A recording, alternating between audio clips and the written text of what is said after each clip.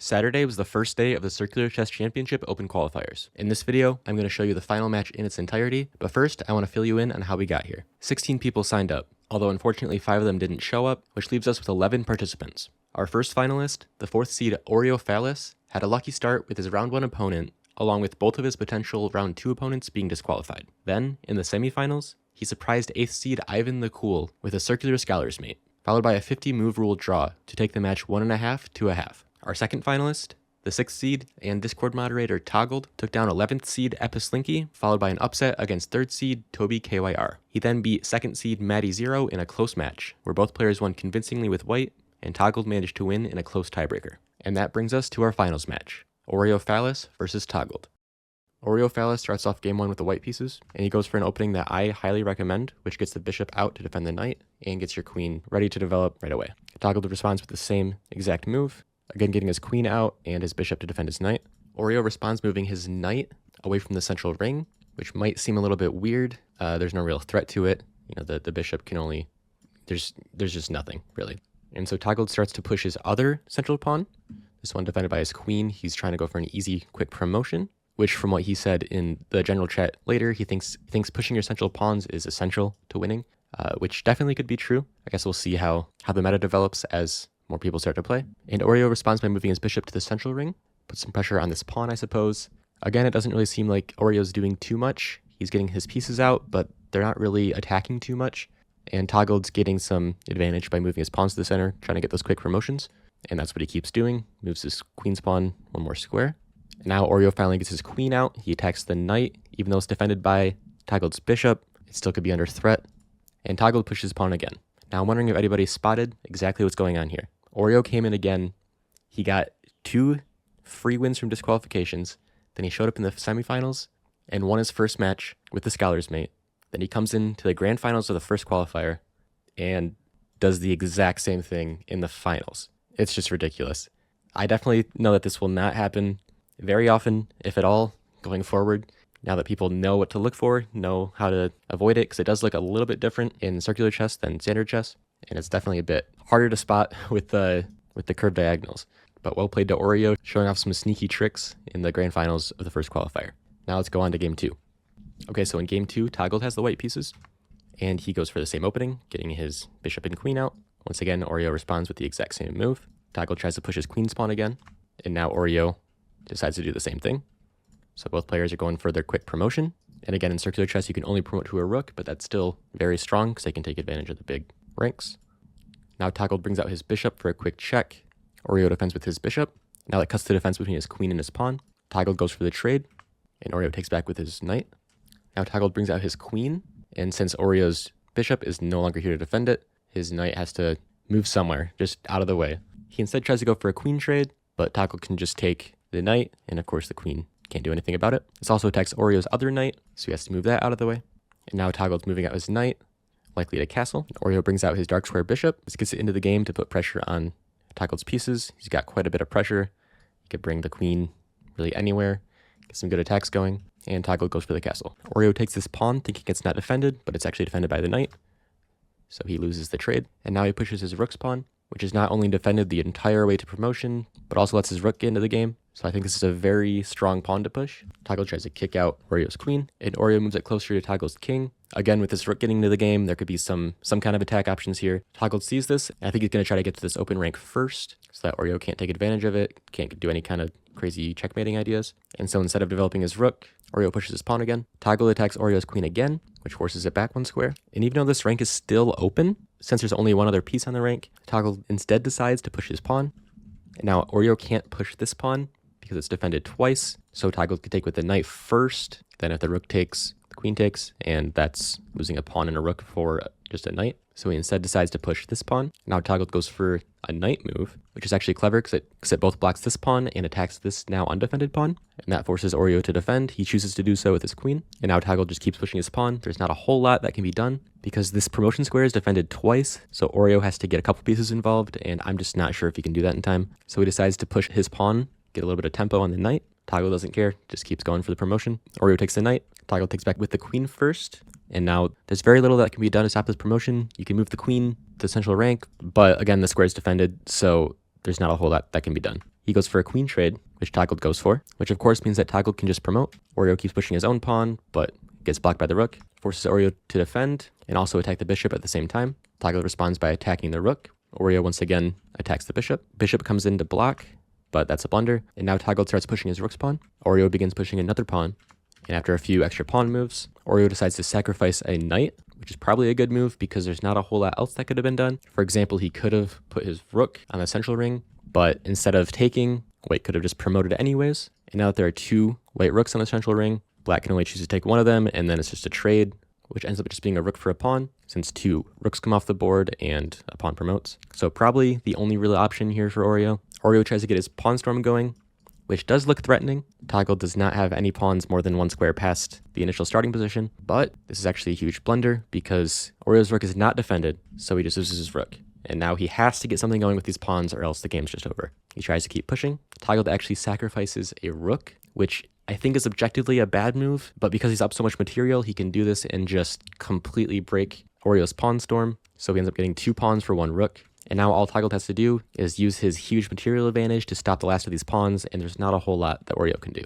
He tries, now getting his rook to defend this pawn. Maybe Tqgd checks the king, getting some pressure, and after a few moves, there's not a whole lot that can be done. This, if it weren't for the knight, this would be checkmate. So Oreo blocks, and that's the final move of the game. So the score is now 1-1, and we go into our Armageddon tiebreaker. As a reminder for the Armageddon rules, white will get 7 minutes on the clock, and black will get 5, but black gets draw odds, meaning that if the game is drawn, black will win. So white is in a must-win situation. And for our tournament, colors are decided randomly, so neither player knows which color they're going to be playing until the game starts. With that being said, let's get into the final game. So sides were randomly decided, and Oreo gets white, which has definitely been the favored side in this tournament, since draws did not happen very much at all. So white just gets 2 minutes on the clock, and assuming no draw happens, it's an otherwise equal game. We see the same first pawn moves, and Oreo actually goes for the same scholar's mate, hoping that Tqgd will fall for it again. Tqgd attacks the knight, and Oreo brings the queen in, which I think may have been a mistake to move the queen out first, because now I think Tqgd is on to what's going on here. He moves the knight early so that he can castle.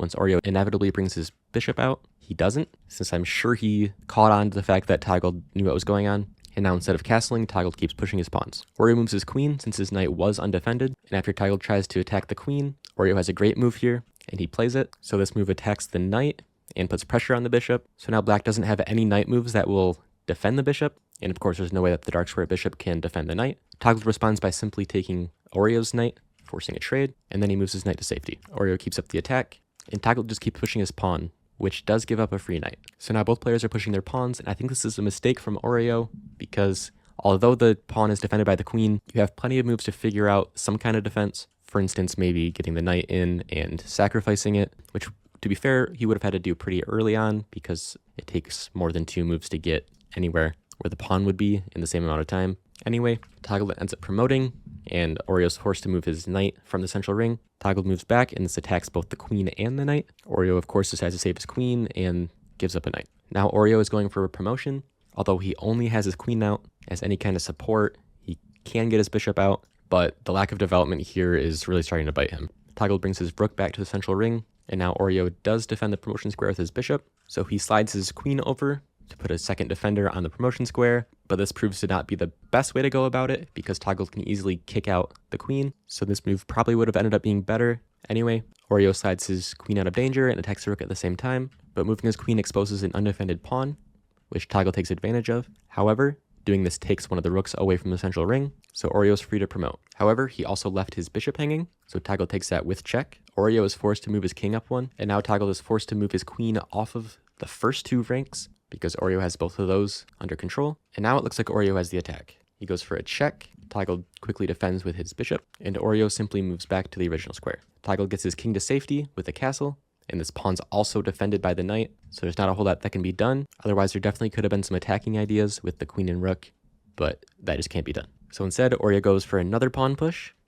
Tqgd responds with the same, and now Oreo doesn't realize that pushing this pawn puts it on this undefended rank, so he blunders a pawn. Oreo attacks the queen, but that allows Tqgd to move to safety by also giving check, since his queen is defended by his rook. This is almost checkmate if it weren't for this square being undefended, and moving his king up also attacks the queen with his own bishop, but Tqgd doesn't see that the bishop's defended by a queen, so a queen for bishop trade. And now let's take a second to count the material. Oreo has 3 rooks, and so does Tqgd. Tqgd is up 6 pawns to 5, and also has an extra minor piece. But of course, Oreo has the queen, so Oreo is up a queen for a pawn and a minor piece. And both players' clocks are quite low.